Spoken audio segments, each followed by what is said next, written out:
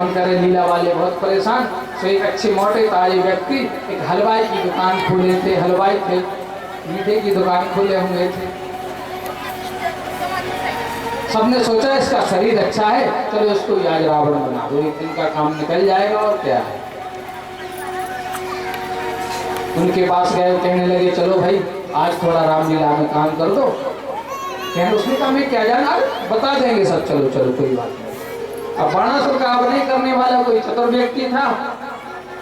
रावण और बाणासुर जैसे रामलीला मंच पर आए, बाणासुर ने एकदम तमकते हुए, तो परिचय करते ही हैं, आप सभी ने रामलीला देखी है। उसने कहा क्यों महाशय तुम कौन हो? तो भाई भूल गया इस बात को कि मैं किसका अभिनय कर रहा हूँ। हाथ जोड़ के बोला मैं तो हलवाई हूँ, हलवाई की दुकान से पकड़ लाए मुझे। रामलीला वाले हंसने लगे, अरे भाई हलवाई हो या रावण का अभिनय कर रहे हो? ये तो हास्य बातें ही चलती रहती हैं।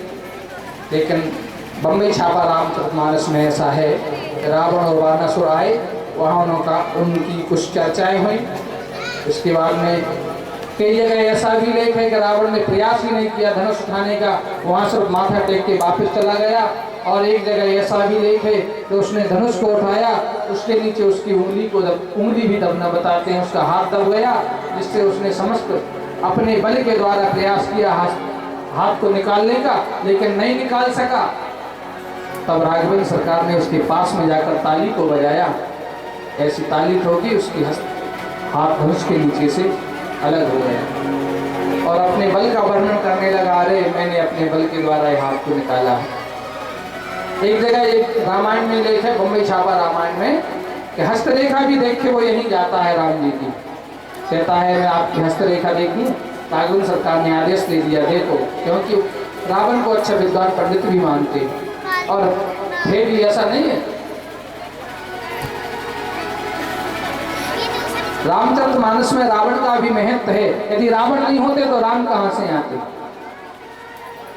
उतना ही महत्व राघवेंद्र सरकार का है, उतना भी रावण सरकार का है। बस अंतर इतना है, ये मर्यादा पुरुषोत्तम में धर्म की धुरी को धारण करने वाले, धर्म की स्थापना करने वाले और वह धर्म को मिटाने वाले, बस।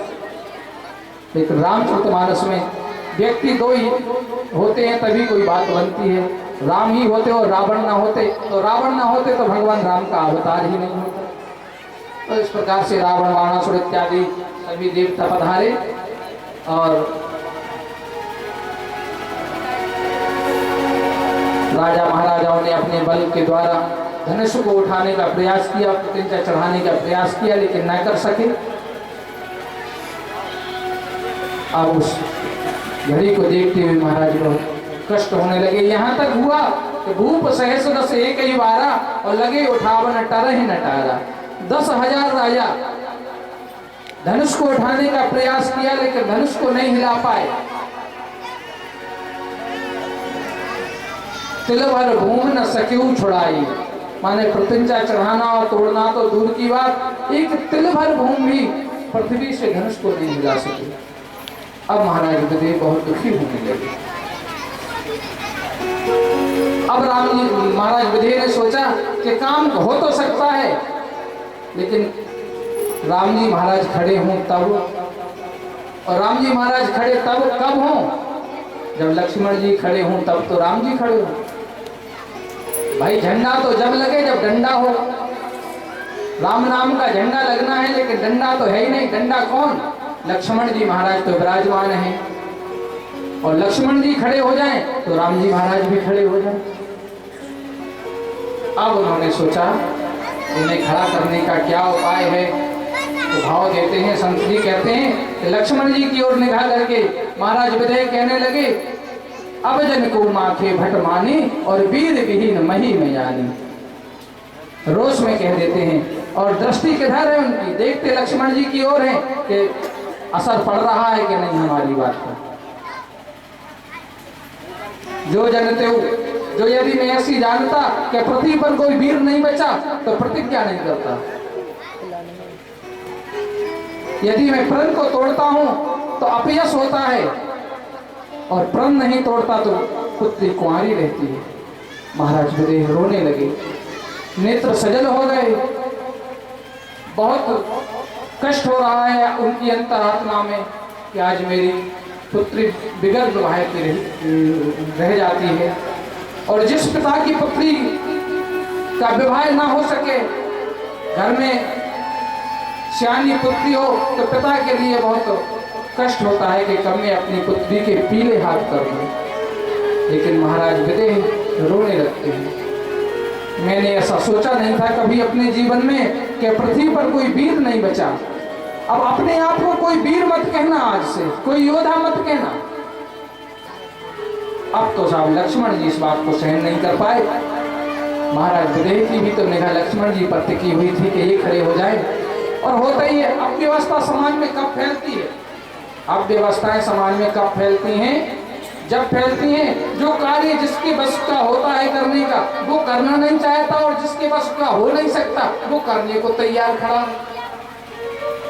भाई जिस कार्य को हम कर नहीं सकते तो करने का प्रयास कर रहे हैं, और जो कर सकते हैं वो अपनी जगह से हिल नहीं रहे। तो राजा महाराजाओं के द्वारा यह कार्य हो तो सकता नहीं था, लेकिन अव्यवस्था जरूर फैला रहे थे इधर उधर से। और राम जी महाराज के द्वारा होना है सो वो अपनी जगह से हिल नहीं रहे थे। हिले तो तब जब लक्ष्मण जी हिले। तो महाराज विदेह ने कहा कि अब जन को माखे भटमाने वीर वीर मही में जाने। तो लक्ष्मण जी ने इसी का जवाब दिया। क्या कहा? माखे लखन कुटिल वही भौए और रुद पद फड़कट नयन रसों। खड़े हो जाते हैं, शरीर कांपने लग जाता है, आवेश में आ गए बहुत ज्यादा। महाराज विदेह मन ही मन प्रसन्न होने लगे, चलो ये ठीक रहा। प्रयासी जी कर रहे थे और कहने लगे रघुवंशन मैं चाहे कहूँ होई और तय समाज अस कहे न कोई। कही जनक जस अनुचित वाणी और विद्यमान रघुकुल मणि जाने। जहाँ श्री राघवन सरकार विराजमान होते हैं वहाँ ऐसी अनुचित वाणी कोई नहीं कहता। तो राघवन सरकार के सामने महाराज विदेह ने कही है।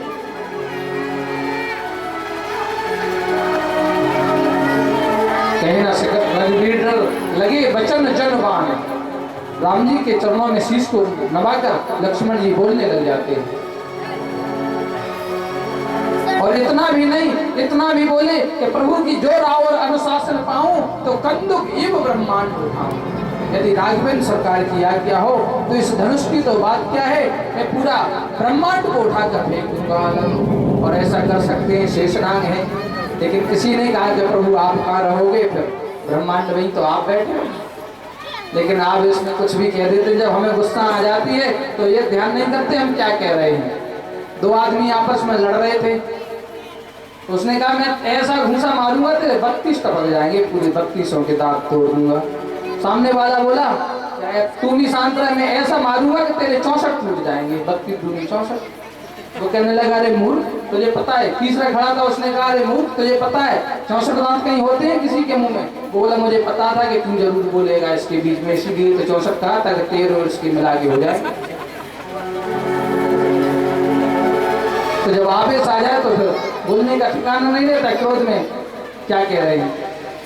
कांचे घट जम डारों थोड़ी सको मेर मुंह लख जम तोड़ी। इस धनुष को मैं ऐसे तोड़ दूंगा कच्चे घड़े के समान तोड़ दूं। कमल नाल जिम चांप चढ़ावो योजन सत प्रमाण ले जावो। कमल की डंडी की तरह तोड़ दूंगा।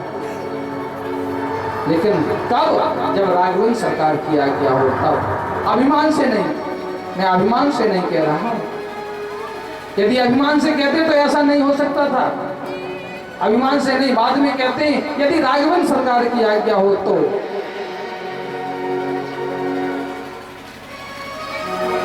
रघुवंशियों के सामने कोई ऐसी अनुचित वाणी कहता है तो हम सहन नहीं कर सकते। राम जी महाराज ने इशारा किया लखनलाल जी की तरफ, और लखनलाल जी इतने भयंकर आवेश में आ गए, प्रतिज्ञा कर डाली तोरो छत्रक दंड जिम तब प्रताप बलनाथ। और जो न करो प्रभु पत शपथ पुन न धरो धन हाथ। आज से मैं प्रतिज्ञा करता हूँ यदि ऐसा न कर सकूं तो धनुष बाण को धारण नहीं करूंगा। धनुष बाण छोड़ देते। अब राम जी महाराज समझ गए कि अब तो जरूर करना है, जब लक्ष्मण जी की बात खराब हो जाएगी। और जनक जी सोच रहे थे कि जब जी आवेश में आएंगे तो ये अपने आप संभालेंगे अपनी व्यवस्था को। अब तो सेन ही राम है लखन निहारे। से राम जी ने लक्ष्मण जी को सांत्वना दी, धनुष को उठाया, भैया लक्ष्मण पिता के समान बुजुर्ग महाराज विदेह से आप कितने आवेश में बोल रहे हो, इनका सम्मान करते हैं, ये बहुत बुजुर्ग हैं, विदेह हैं। लेकिन महाराज विश्वामित्र समझ गए। महाराज विश्वामित्र ने राम जी बिगड़ आज्ञा की कोई कारण नहीं करते। महाराज विश्वामित्र जी ने आज्ञा दी, उठाओ राम भन जाओ भव चापो, मेटो जनक तात परतापो। हे राम अब आप उठिए, इस जनक के प्रताप को उतारिए, जो बहुत देर से दुखी हो रहे हैं, धनुष का खंडन करिए। तो राम जी उठ के खड़े होते हैं और कैसे वहां से चलते हैं, तो सहज ही चले सकल जग स्वामी, मनो मंदमत कुंजर गामी। बिल्कुल धीरे धीरे श्री राघवन सरकार धनुष की ओर बढ़ रहे हैं। जैसे धनुष की ओर राघवन सरकार बढ़े तो माँ जानकी जी प्रार्थना करने लगी गणेश जी से कि हे गणेश जी, इस धनुष की गर्मता को हर लेना। मुझे पता है बगीचे में जब फूल तोड़ रहे थे तो पसीना आ रहा था इनके माथे पर, आज ये इतना कठोर धनुष तोड़ने के लिए जा रहे। कैसे